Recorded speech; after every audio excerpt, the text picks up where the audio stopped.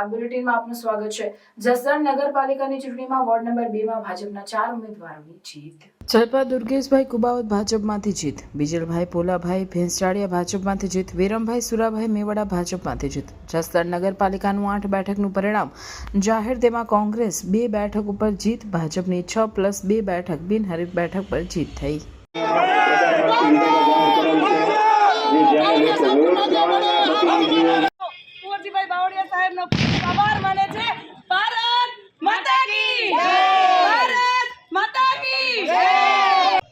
તો અમારા કુંવરજીભાઈ બાવળિયા સાહેબની જીત છે।